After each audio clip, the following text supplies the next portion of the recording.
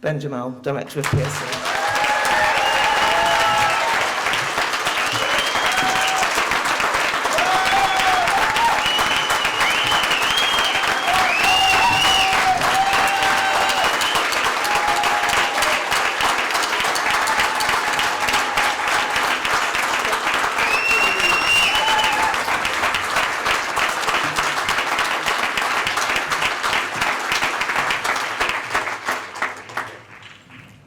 Well, thank you. Alex has just told me to stop preening. Those of you who don't understand that joke, go and read the Jewish Chronicle. Listen, thank you very much. And let me begin by echoing what Chris said and thanking everyone who sent messages of solidarity in the past few days. It is humbling. If I'm honest, it's embarrassing, but it is also gratefully received, and I also echo what Chris said in sending my personal solidarity to everyone who was unjustly arrested and charged as a result of Saturday's protest, and to everyone who has been unjustly arrested and charged for their solidarity with the Palestinian people for many, many months.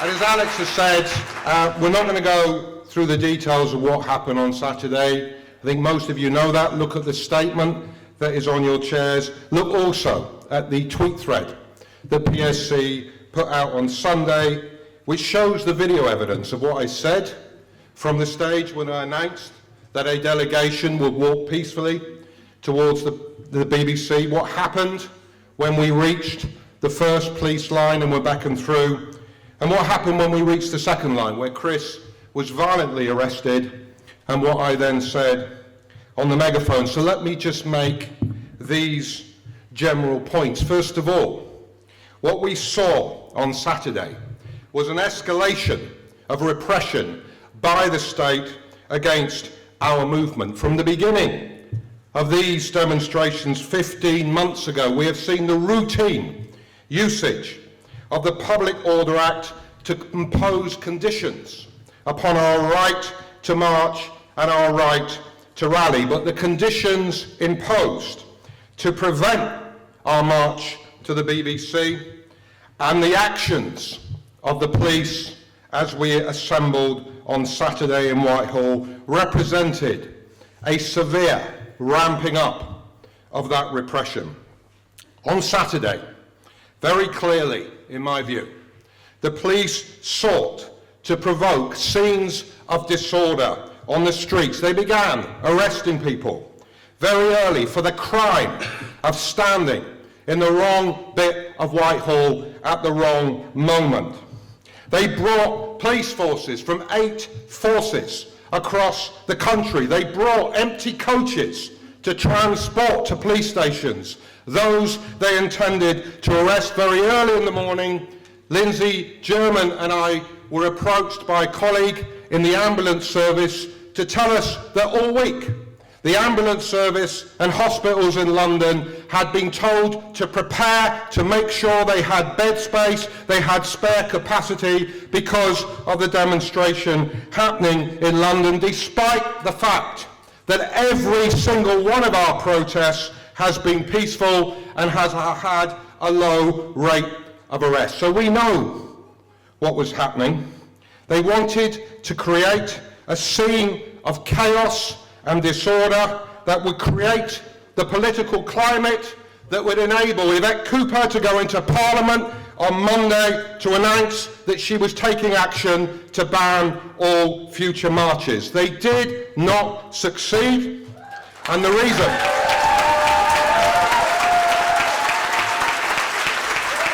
and friends, the reason that they did not succeed is that despite all of their lies, the reality is this is a peaceful and a disciplined movement founded on principles of justice, of solidarity, of anti-racism, and that people, even in the face of the most extraordinary provocation, maintain those principles and that discipline. I salute every single one of you who were there on Saturday.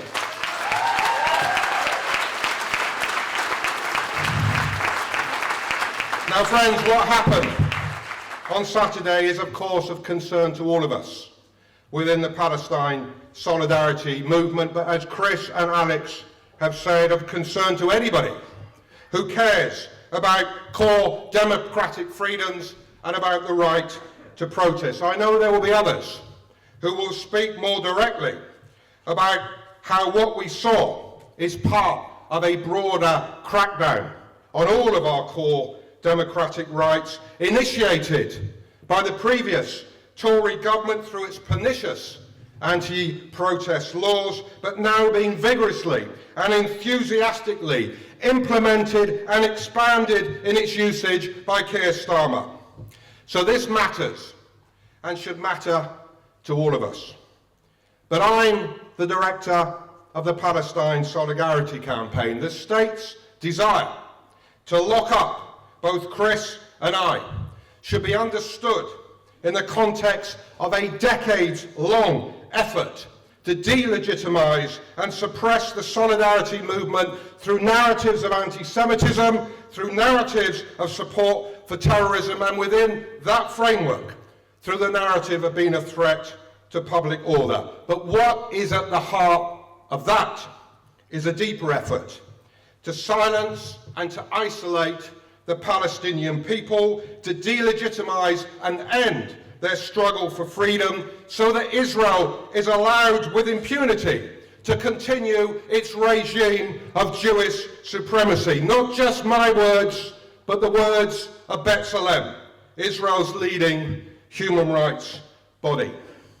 So friends, as we gather here correctly to assert our right to protest, to look at the bones of the campaign we need to mount to defend our right to protest, we do not lose sight of what has brought so many millions onto the streets in solidarity. There was a reason why so many came to Whitehall on Saturday as we stood on the brink of a ceasefire that we have been demanding as a movement for 15 months. We came to remember and to mourn with the Palestinian people, the tens of thousands slaughtered in this genocide.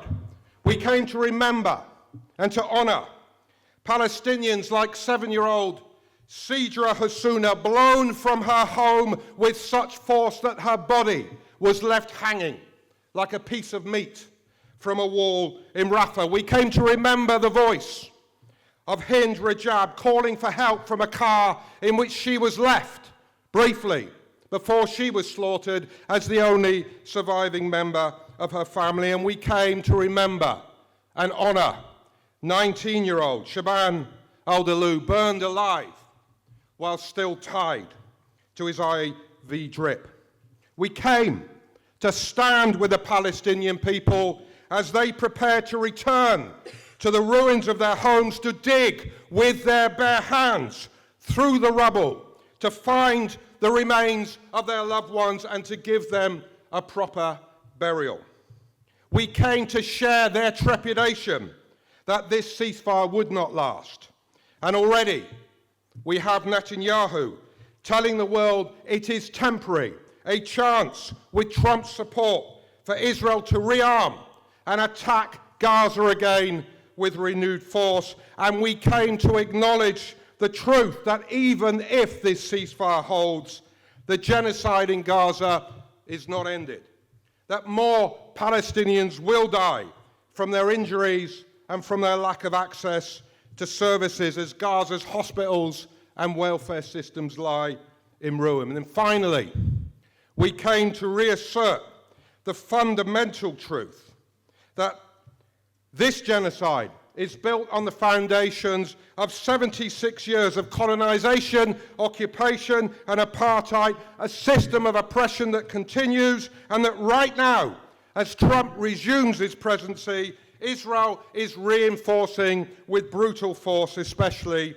in the West Bank. So we will defend our right to protest. Chris and I will fight every one of the charges against us. We will not be silenced, but nor will we be distracted from our fundamental purpose to end the complicity of our government, our public bodies, our corporations with all of this oppression. This is not the moment to demobilise. This is the moment to escalate. And this week, we won 2 important victories. 2 important divestment victories with councils in Brent and right here in Tower Hamlets committing to divest. As they repress, we BDS. So we do not stop. We cannot stop. We will not stop. We never stop till every brick in the wall of apartheid that imprisons and oppresses the Palestinian people is demolished and ground into the dust, until every Palestinian scattered across the globe is free to return to their homes. And in Rafah, in Haifa, in Ramallah and in Jerusalem, they are finally free. Thank you.